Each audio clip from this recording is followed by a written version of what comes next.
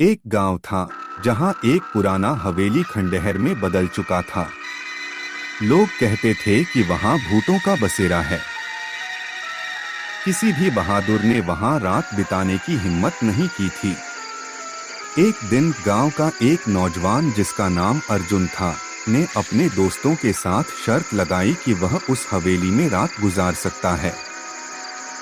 दोस्तों ने उसे चुनौती दी और अर्जुन ने उसे स्वीकार कर लिया। रात का समय था और चांदनी रात में अर्जुन हवेली के पास पहुंचा। हवेली का दरवाजा खुद ब खुद खुल गया। अर्जुन ने अंदर कदम रखा। चारों ओर घना अंधेरा था। उसने अपनी टॉर्च जलाई और आगे बढ़ा।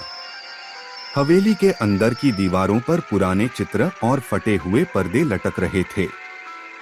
जैसे ही अर्जुन पहली मंजिल पर पहुंचा, उसे किसी के हंसने की आवाज सुनाई दी। वह चौंक गया और आवाज की दिशा में गया। वहां उसे एक पुराना आईना मिला। आईने में उसने देखा कि एक सफेद साड़ी में महिला खड़ी है, लेकिन जब उसने पलटकर देखा, वहां कोई नहीं था। अर्जुन का दिल जोर से धड़कने लगा, लेकिन उसने खुद को संभाला और दूसरी मंजिल की ओर बढ़ा। वहां एक कमरे का दरवाजा खुद ब खुद खुल गया। अर्जुन ने अंदर झांका तो देखा कि कमरे के बीचों बीच एक झूला झूल रहा था। अचानक झूला रुक गया और एक ठंडी हवा का झोंका आया। अर्जुन ने महसूस किया कि कोई उसके पीछे खड़ा है। उसने मुड़कर देखा, लेकिन वहां कोई नहीं था। डर के मारे अर्जुन पसीने से तरबतर हो गया।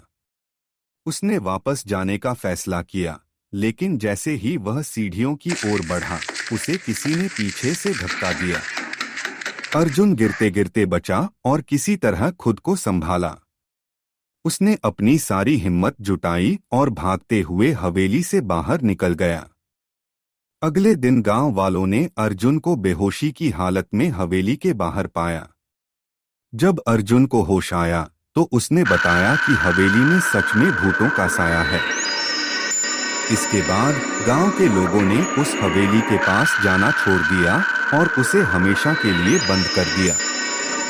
इस घटना के बाद अर्जुन ने कभी भी किसी भूतिया जगह पर जाने की हिम्मत नहीं की और गांव के लोग भी उस हवेली की कहानियों को सुनकर डरते रहे।